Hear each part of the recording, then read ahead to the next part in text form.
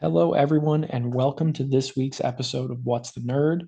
We apologize for the bit of the delay from our last episode, but we wanted to take some time because we wanted to talk about the initial two episodes of the new hit TV show, Alien Earth. First and foremost, I just want to say that I am super pumped seeing all the momentum being carried by the Alien and the Predator franchise this year. If we do not get an announcement for a potential new AVP movie, I will be furious within the next year, but Shocked. we can talk about that a little bit later. But Leighton, I just want to get some of your initial reactions to episodes one and two. Just what Yeah, did you think overall? Some highs, some lows. yeah, for sure. So before we get into it, reminder, full spoiler alert. We don't usually do spoiler-free reviews unless it's something like really big. So there will be spoilers. If you haven't seen the show, go back, watch the first two episodes, and then come back to the pod. My first initial reaction is that I fucking love it. Okay, like it. The quality is insane. It's even like better than like movie to TV or straight to streaming movie quality, I feel. The cinematography is great. The acting is super good. The set pieces are really awesome. You can tell they reuse a couple of the set pieces throughout, for budget constraints and stuff. The xenomorph, all the creatures look really good. I mean, like, I don't know, if this was just like on FX or some old, TV series or like platform, I would never know that it wasn't a film. You know what I mean? So I think they did a really good job there. I also love the expansion of the lore that we're already getting, but they also do like a little Star Wars moment. And they're like, okay, at this time in history, there's cyborg synthetics and um, a third mixture or whatever. And they're kind of expanding that a little bit, giving us a backstory on, because we've seen synthetics essentially in the franchise in the past as usually captains or some sort of aid to the crew, whoever we're with. So we're getting that. And then the other thing is like, our main character that we're kind of following, the little girl who has cancer, gets her mind or consciousness transferred to a synthetic body. It's really compelling to me. Like I didn't think I was gonna care at first, and like even when they first showed her, like it's like okay, so now they're kind of showing us how they blend, the spirit and the robot or the human side of things and the synthetic side of things. Um, I'm sure they'll just use it and kind of move on. Know that we've stuck with her, and I actually like the direction they're going. It's a slower burn. You're getting her backstory, her family's backstory, all as the kind of the episode unfolds. Um, and it's also cool to like she captures like being a child so well in the performance. Like I just like it's really hard for me to be like, oh my God, like she actually didn't transfer consciousness as I watch it. So I mean, there's so much, man. Like I literally like first 20 minutes in. I mean, I was blown away. And I walk away from episode two minus like one part still feeling that way. Yeah, and for myself, first and foremost, just I loved the initial intro. It's kind of something we've never really been exposed to in this universe. It was really cool that you're like, yeah, I know what the synthetics are. They're in every alien movie. They're always sticking to mission and causing more chaos because of it. And then you see the breakdown of the three different subtypes where you have your true synthetic that you've been kind of accustomed to if you've enjoyed this franchise. You have the cyborg, which feels completely new, even though I have a feeling we've seen versions, but the true like human robot hybrid that has replacement parts and all that type of stuff. And then you have this completely new idea, which follows our main character, where it's a human's consciousness transferred into a synthetic body. And at first, it kind of seems like a tiny plot point. You're like, okay, like she's going to slowly, like, I just get the vibe that she's going to slowly lose her humanity. Right. But they do such a good job of showing how they're trying to keep that humanity because that's where you're going to see a really incredible, like, thirst for knowledge and wanting to grow and gain more, but still not have to worry about dying. So that was Yeah. a super interesting take. And it also makes sense to have somebody like a child go through that process because somebody that's older is going to have those constraints on their mind and their thoughts. They're not going to have that imagination for it to carry forward. And like, I thought that was a really interesting touch. Be open to Um, learning. and also just the initial scenes of the crew, the ship. super, super nostalgic, had that old Alien feel. You were like, you felt like you were kind of brought back to that original scene in the first movie. Yeah. The old font, like And on all, on the screens and even on the captions and stuff, super cool. Yeah, like I like what you said too. It's like you feel like the direction they're going is like, okay, she'll lose her humanity, and we'll probably see that pretty quick, and then like they'll have full control over her, right? And that the billionaire, what does she call him? She calls him the boy genius, right? Jimmy Neutron reference. Um, the boy genius is going to be like some evil corrupt dude, but it's like the more you kind of watch him, especially when she goes and she meets with him to talk about like, she's been following your brother on the screens, she's been keeping up with him, and she knows he's in danger and she wants to go, save him.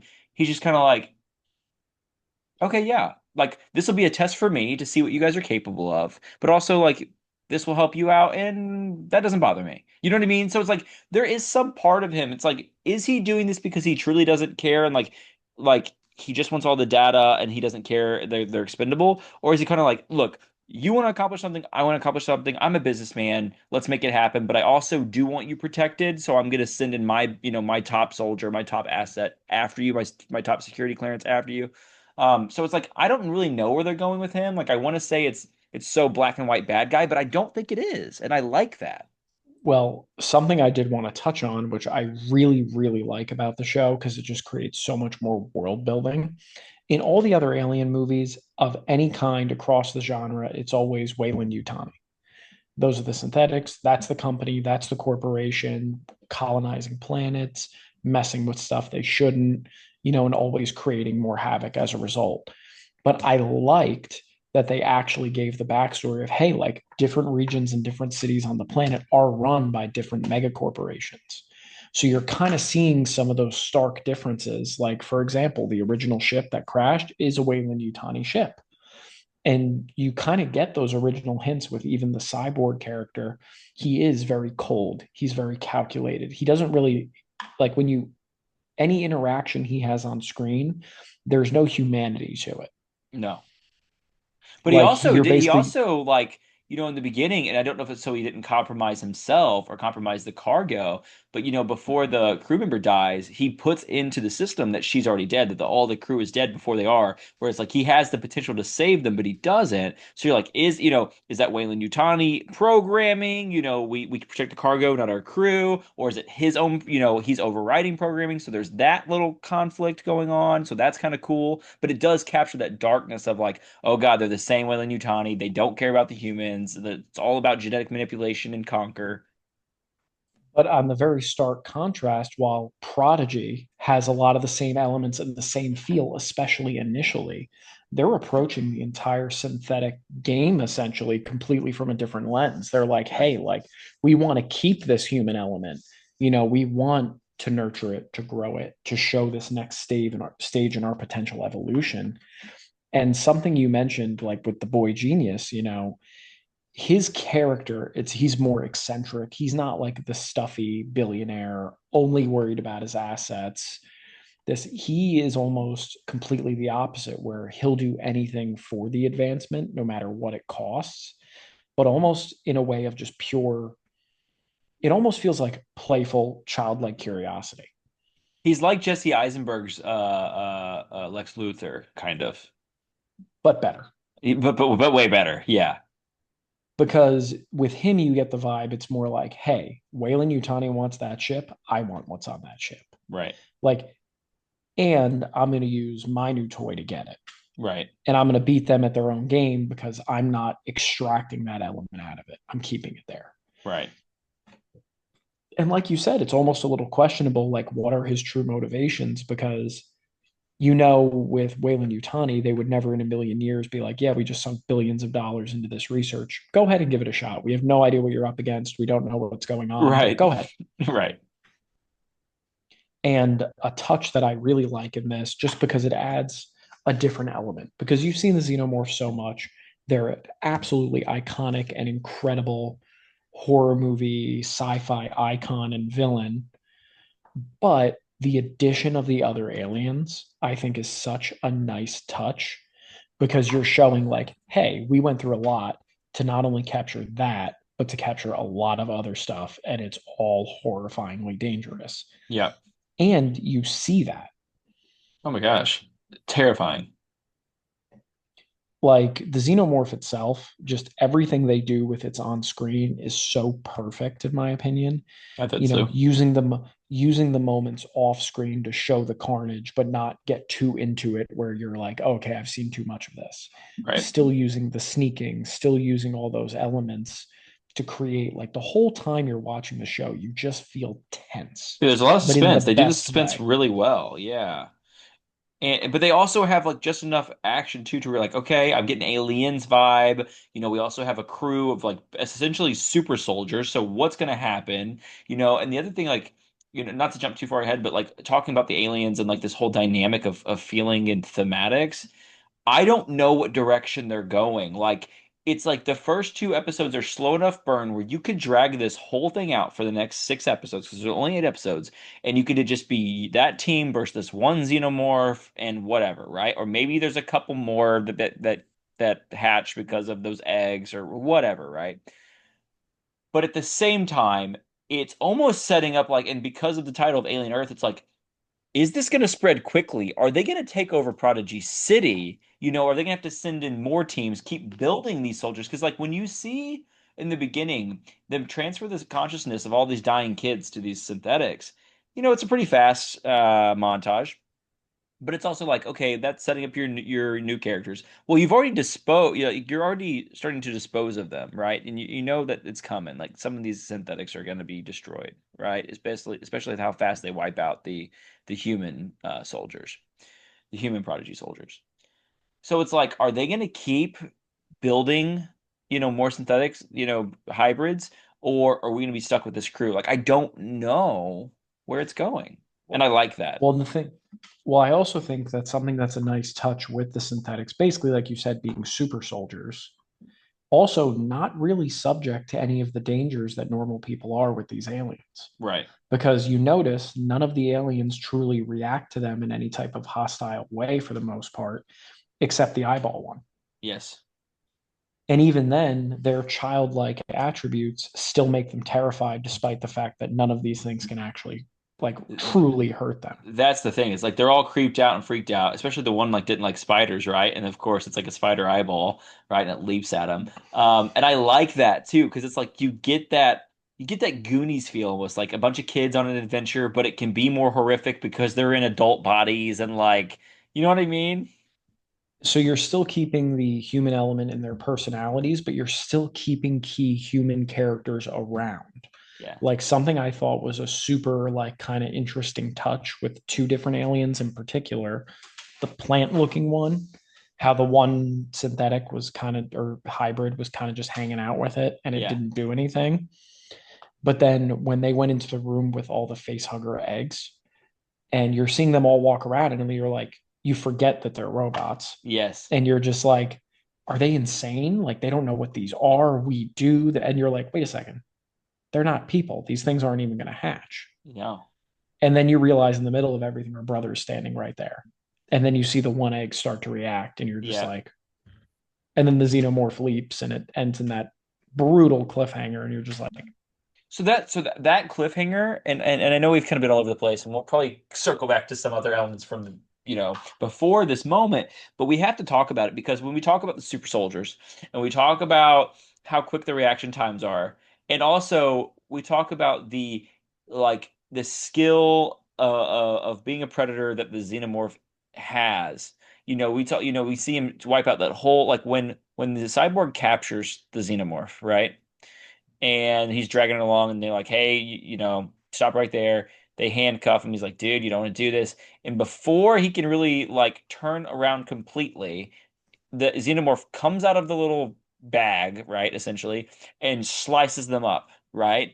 And it's like it's so quick, it's so precise, and you're like, holy shit, this thing can what's the word I'm looking for? Just eviscerate its prey as fast as it really wants to. So every moment that you see him kind of like taking his time, or like human characters, like when our brother gets away the first time, it feels to me like he's playing with him, right? Or that maybe he wants to, um, breed with the brother, whatever, right? There's something more sinister at play there because he could just kill him whenever he wants. Well, we have the cliffhanger, right? With all that going on in my head, right? I've seen how lethal the xenomorph can be. I've seen how fast of reaction time that his sister has alone, and she has a machete on her back or a paper shredder. And this thing leaps from a rafter across the room. She's between both of them. She doesn't react. The xenomorph doesn't kill him. He like grabs him by the shoulders and takes him down with him. And then we saw her leap off a cliff in her training like it was nothing and just land and then take off in a sprint. And instead of going after her brother, who she searched all over the city to find, she's like comforting the other synthetic is like, hey, I need you to do this. It's okay. Come with me. They take off in the other direction. I'm like, what? Where's the logic here? What is going on? Why would she not? Why would that character not leap down, try to take out that thing, and get her brother? It makes no sense to me. And why would the And alien not listen, just we kill him? a lot of good questions. Like, did any of that go through your mind, or is it just me just being a cynic? The I don't know. Part of me feels that like what they're doing with keeping her brother alive in these close, tense moments, I feel like that's just kind of classic. At least I would imagine like thriller, sci-fi, like logic. Like, hey, this is one of our main characters. We're not just gonna take him out right away because then there's no stakes for all the hybrids. Right. Because when it really comes down to it, the hybrids can't be affected by anything biologic. If they do get ripped to shreds, they can be rebuilt. And at the Right. end of the day, there were people who essentially were erased from their families and everything, have no contact with the outside world. There's no consequence other than us as the viewer. Yeah. And I feel like the amount of destruction they're showing is to captivate and show how dangerous this creature really is, but Right. also build up that tension for how hard they have to fight just to keep him alive. I totally get that. I But agree I with do all of that. agree that it is a little fishy to have that many close call moments that took so much longer than all the other kills. And like you said, like the xenomorph's main purpose is to just make more. So why Right. did the xenomorph not just hold him in place for the egg to get him? Exactly. And then it's like the super soldiers that are in the same room with insane reaction times and superhuman capabilities. And then even if you didn't react and stop the xenomorph from mauling your brother, you don't chase it? Well, I also think that's where the childlike aspect comes into play, where it's Right. like you've never encountered a situation anywhere near that much tension and stakes. Like you got to now process and figure it out. Right. And when you think about like the But paper cutter on her back as a blade, because we're like, okay, she's geared up, she's ready for war. But you do have to remember she is still a child. So it's like do you ever, I don't know if you were ever in a situation like this, but me and my cousin were at home one time scared. It was dark. We heard a noise in the house. I grabbed like the sharpest pencil I could find, and he grabbed something else, like we were gonna do something. But it's like you always prepare, like I got this, but but if something were to go down, you didn't really have it. That's kind of what I picture now with her grabbing that. Like, well, hey, I'm gonna protect mine, but really I'm not. or even like, the whole classic, like you're running away from home, you literally get a bag, you put one toy in it, you make it to the end of the driveway, and you turn around and go back inside. Yeah, you realize you Like, can't do it. Yeah. Gets like that. but you also were horribly underprepared. Here, I got one stuffed animal in a backpack. I'm ready to take on the world. Yeah, exactly. Exactly. But So that was my there only is gripe. Like kind when of I said a earlier that I had one gripe, like literally from start to finish, I think the first two episodes are incredible entries into this series, and I think it makes me really want to watch more. Like it did its job of capturing the audience. That moment right there made me scratch my head and go, now hold on.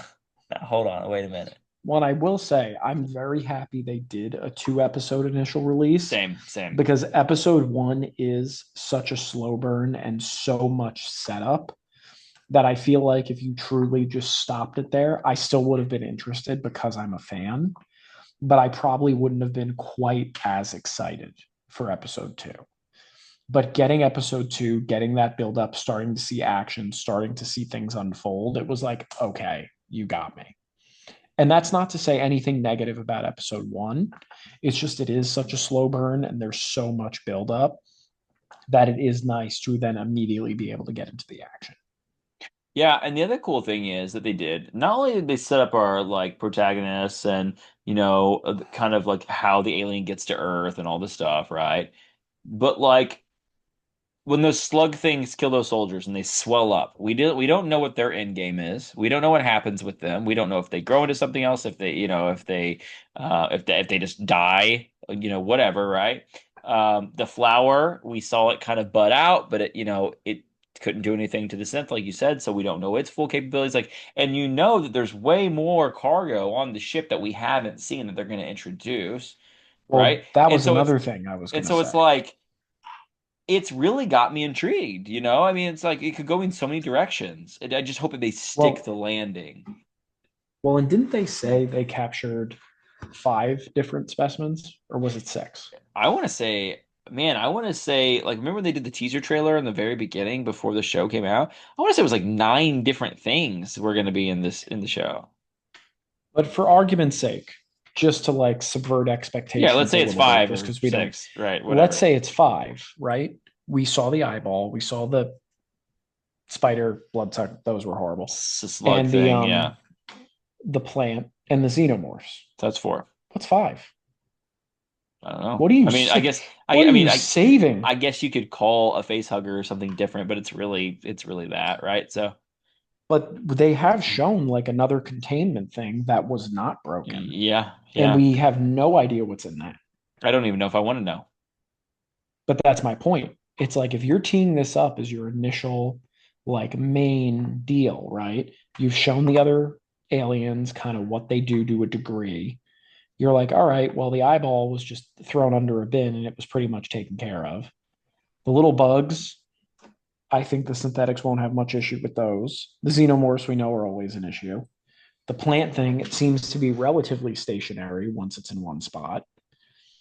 So what's five? It's a baby D-Rex. But like there's so many directions they can go. And could you imagine? I do not think they would do this, but they could. Imagine if it's a predator. I was thinking that, but it's like for a predator to get captured, dude, I don't know, It's happened before. I mean the cyborg could do it, but it would be tough. But like, But also remember what the crew member said. We lost a lot of good men capturing all these specimens. it's true. The other thing that was cool was like watching how easy the cyborg took down the xenomorph, like shocks him and just bags him up. Like it's really cool because like you don't really ever imagine, especially when you watch like the human crew trying to take him down, like how they could truly capture specimens like that are that dangerous. So that's pretty cool. Well, and it's also when you look at a lot of other like shows we've gotten, particularly in the Alien franchise, there's two that come to mind: Aliens Right. and even Alien Romulus. You watch Alien Romulus, just with the technology she has with the one rifle, she takes out quite a few. Yeah. And then you look at a movie like Aliens, when you really look at your main group, it's less than 10 people. And like they genuinely, like at times, fight off an entire hive of xenomorphs. And they do, in the course of that movie, take out the entire hive. Yeah, So, as that's true. chaotic and crazy as it is, like they are killable. It's just they're terrifying. They're terrifying. They're terrifying, bro. But there is a little plot thread that I think could potentially be interesting. Okay, okay. So I forget, I did see someone mention this, and it kind of is a callback to, I believe, Alien 3, when Ripley is spared multiple times by xenomorphs, but it's because she's infected. Okay. We know the cyborg is not entirely robot, Right. and the xenomorph let him go.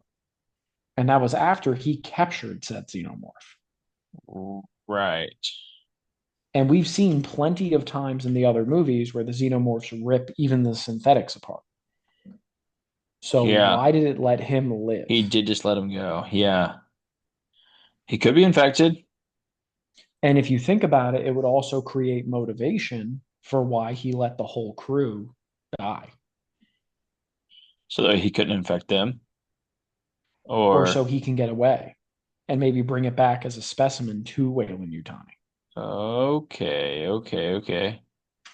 Because there Yeah. is a potential where, because of his enhanced or changed physiology, Well, dude, he that would he be can actually something carry it for terrifying. longer, or it would Okay. be something even more horrifying. Well, it's like you think about, and spoilers for anyone who hasn't seen Alien Romulus, but like the end of Romulus and how creepy that thing is, and that whole movie, like I loved every bit of that entire movie until like the last 10 minutes. Like the last 10 minutes, I still get nightmares, and I don't even know that it's like It's not even that it was bad, it it's was not. just so It unsettling. was just so unsettling that I can't. I hate it. I actually hate it. So like to think about a cyborg xenomorph mix, I don't know, man. I don't like it. I don't like it at all. What it would look like. Yeah, and it's also kind of that classic Weyland-Yutani thing of like, hey, anything for the sake of the mission. Yeah, And it's like, that could be the reason he's spared. Maybe he doesn't even know. Maybe he thought he was immune to it. He's not. that's crazy. Because allegedly the xenomorphs are able to detect everything, including sweat from like a mile away. And he's Right. just standing there sweating like crazy, terrified. And he's clearly scared. He knows the thing can kill him, and it just leaves. Yeah. And I also like that in that moment, they do a good job of making it seem like it was attracted to the other noise. Yes. But I still think, regardless, it would have taken him out if there wasn't Yeah, something like on the underlying way there. out, especially with that tail, man. That tail is vicious. Well, and if you think about it, it took out four soldiers in the blink of an eye. It Right. took out an entire party full of people before her brother could make it to the next room. Like, And see, but that's my thing. That's my thing about the brother that throws me off. It's like, man, this guy just keeps like getting that lucky like that many times. Like, I don't know, man. Like I get it. I get it. You got to keep your main people alive and he's a good actor, so probably budget, whatever. But like it's also like you probably paid him a lot of money to get him there. But it's also like, I don't know, man. Takes me out of it a little bit. Just takes me out of it a little bit. I don't disagree. And I feel like it's kind of a thing you run into with a lot of like horror-esque or thriller-esque movies where there's so many tense sequences that like your main character survives before finally getting taken, or Right. or getting away, and then you get a little jump scare at the end where they didn't quite, you know what I mean? Right. But I don't know, man. I feel like there's going to be some pretty crazy payoffs just because of the amount of world building they're doing, the amount of suspense. Like in my mind, I'm almost at the point where I'm like, yeah, like I know the xenomorphs are the most important part, but like, what else you got? Because you've shown me so much in 2 episodes. Yeah, no, and that like again, that's why I'm so intrigued. Like, what else is on the ship? What's going to become of the xenomorph? How many more xenomorphs are we going to get? Is it going to be like an alien situation? Is there going to be a hive created there in the city, right? Like, I mean, there's so much they could do. I feel like with the pacing, it will not be this intimate thing of which just exploring the crash ship the entire season. I don't think so. They could do it for a couple more episodes, right? Until we see some more creatures, whatever. But I have a feeling like, Listen, I wouldn't even be surprised if it was a situation where Prodigy does actually get all the specimens and it leads to their own downfall and the whole city ends up destroyed. right, And that's how you get later where it is just Wayland Utani right, because it's right. spread everywhere else and they already had info and they knew what to do. And it's like, if this is a prequel, we probably would have seen something about human transferring to the consciousness. There's a reason that it doesn't work. There's a reason that it doesn't continue unless they retcon it and they were like, oh yeah, by the way, this person, whatever. Or hear me out, because it seemed right in that initial scene, like you never quite know what the cyborg character is up to. You're Right, like, I know you're getting these specimens, but I know it's your fault that they got out. right, Why did you do that? right. And the part of my thought process is, what if the actual like plan was to crash it into Prodigy City and let all Yeah, of that stuff loose? I thought about that too, and it's like that's kind of Because if crazy. you think about it, you captured all these highly dangerous aliens that replicate quickly, that can basically destroy all life as you know it. and you crashed it right in the center of your biggest I was competition gonna say city. of a competitor, right? And it's like that's how you would wreck it. And I feel like the cold, calculating aspect of like the Wayland Yutani like corporation, bad guy, and everything is planned to some degree. And like, did she really seem that upset when he was No, when like, he said no, no, she was like, "No, you okay, can't send your team. No, you can't do this." Like, and hangs up, and she just kind of goes, "Okay," and you're like, "Well, that was too yeah, easy." yeah, that's exactly. I did think that too when I saw that scene. And this is really future pacing here. But one thing that was on my mind, I was like, okay, imagine they eradicate the entire city. Aliens are everywhere. We have Predator Badlands coming up. They want to tee up this new AVP universe. He survives this dangerous planet. He claims his rightful place as like an elite hunter, and his first task is to go on this planet and rid them of And of it's Earth. xenomorphs, right? And it's Earth, right? And you get the Wayland Yutani connection in Badlands. We know that because the Wayland Yutani flashes on the cyborg's eyes with synthetic eyes. It's like for them to tee that up in the trailer and show us that the universes are connecting, and we also have the alien from Independence Day, which don't get my hopes up, but if they connect that, I'm gonna be pretty excited about it. But if they like somehow like she's transmitting a signal from Earth saying, "Yeah, we have to go back," like blah blah blah blah blah, and they bring him there, and then it's Alien versus Predator with us following that protagonist, that would And be with the group sick. of the hybrids that survived, and Yes, he's yes. already having experience working with a synthetic. With a synthetic, yes. And what if they can like do it to where when he puts on his helmet, it's got like an English translator and like he can actually speak with them and like dude, you could do so many cool things. Shout out to Logan for that idea too, by the way, because he was like, dude, like imagine like we were watching so I did the episode premiere with Logan and he was like, dude, like just imagine like if they gear him up for this, and then they make it to where he could truly be a protagonist. We don't have to read subtitles. Like it'd be dope. I was like, yeah, that would be. Well, they even hinted at it in Predator Badlands. If you notice the scene where it looks like all the soldiers are coming after him, they're all the same dude. No, really. They're all synthetics. Okay. Okay. I never noticed that. It took me a couple watches, and I was like, "Wait a second, that's the same guy over Dude, and over again." imagine if they're truly going for it, Avengers style, right? They're building all these solo projects. We get our AVP reboot, and But they imagine do it too, in a if way like Wayland that. Oh, Yutani, if their city or a small subset of it is the last surviving like human outpost on Earth, and it's because they have an army of synthetics guarding the city at all times, yeah. with their overarching goal to make humanity the perfect species, which is why they continue screwing with this stuff. Dude, that's wild. That'd be crazy, dude. I hope they do it. I hope they do it. Do it for the And franchise, like for Hulu. obviously, like my little bit of impatience in me would even be some crazy, at the minimum, like a post-credit scene where a Yautja's involved. Yeah. Just like I feel like you're, and granted, or I mean, even if you want to take it a step further, and like the planet that Badlands is on is Earth, the most dangerous planet, like because of all the things that Could happen you with all the stuff they brought. imagine? That would be crazy. I don't know though. That Like planet, had plants that, well, I don't know. We have this weird plant thing right now. I don't know. Yeah, I don't know, dude. I don't know. That's crazy. Imagine they fast forward in the future X amount of years and the entire Earth year 20, whatever. yeah, and like the Earth is overran by flora and it's just a jungle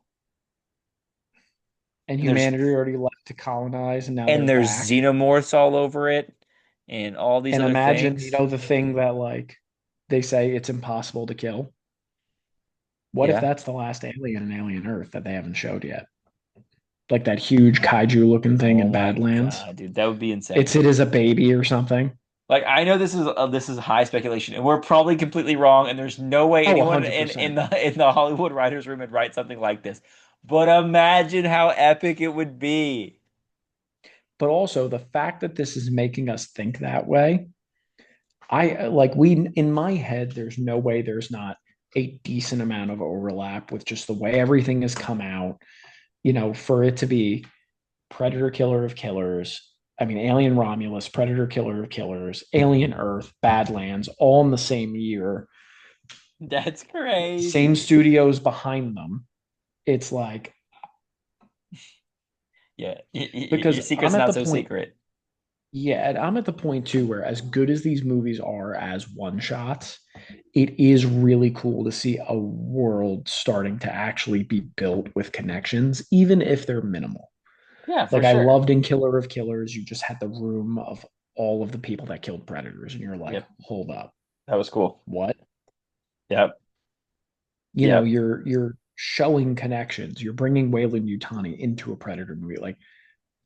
This is starting to this is an Avengers level threat. This is an Avengers level threat, bro. Like, that'd be so cool, dude. Like, and it's like not many, not to blow the Marvel horn, but like it's like you got to give credit where credit's due, and like no one has created a cinematic universe like quite as successful as it, except for like the closest thing we have is Harry Potter, and it was 8 movies, right? So it's like if you could do this and keep expanding it for a few years, right? And you get even 10 projects, 20 projects, you could have the second biggest, you know, continuity driven cinematic universe out there. And like I said, man, we talked about it on I believe it was our last episode or maybe the episode before. Just sci-fi films are making a comeback, man. And Yeah. I'm not gonna lie, it's not the way I expected. Like I really thought Star Wars would be kicking the door down still, and the fact that Oof. it's coming from so Oof. many other projects is pretty awesome. Like I've said it once, say it again. The resurgence of Dune, Avatar finally getting into an actual release schedule. We talked about Fire and Ash on our last podcast. And now seeing like the Alien and Predator franchises like make a comeback, kind of what felt like out of nowhere. As long as they let Terminator be dead for a little while, I'm okay. It's like I love Terminator, but like after they tried to reboot like 3 or 4 times, I was like, I'm good. I'm good without that. It's one of Terminator, in my opinion, is a franchise that I will never sit there and be upset if I go to see a Terminator movie. No, of course not. They're But fun. They're always it's fun. just the first two hit so hard. And I even like three, but it's like after that, yeah. And I remember like when Genesis came out, I was like, this is so good. And then I rewatched it and I was like, this is so bad. Yep. Uh, Tough. But yeah, so I do like getting a franchise that never really had true like continuity or connection outside of like kind of just fun cult classic films like AVP, which they retcon then re-retcon, but that's beside the point. So actually getting a fact to see this stuff start to connect and roll together and like build a world and a story, I'm like, okay, this is going to be cool. Yeah, dude. Yeah. So overall, great 2 episode premiere. I'm excited to see where the series goes, and I'll be tuning in every week. And we'll probably do some breakdowns. I don't know if we'll do one per episode. I don't know if every week will be focused on the next episode, or if we'll do it like episode 3 and 4, episode 5 and 6, depending on what goes on. There's some other things coming down in nerd culture for the next couple months leading up into the holiday season. So we're still trying to plan out what we're gonna do next. And we'll definitely be doing a whole gaming discussion because there's a lot of stuff down the pike that we got to talk about as Yeah, well. yeah, yeah. And I think we got Ghost of Yotai coming out really soon, right? So, The resurgence of Battlefield, we're going to have to discuss. yeah, Battlefield 6. Yeah. If we get some more looks at Wolverine potentially in the future. We So, have to. It's about, we're approaching that time, and also some of the crossover with now previously Xbox exclusive titles coming onto PlayStation, like Halo and Gears of War E Day. which is crazy. So we're going to Crazy, have a lot to crazy. discuss on the gaming side of things as well over the next few months. So Yeah. stay tuned, All right, brother. As always, stay nerdy. stay nerdy.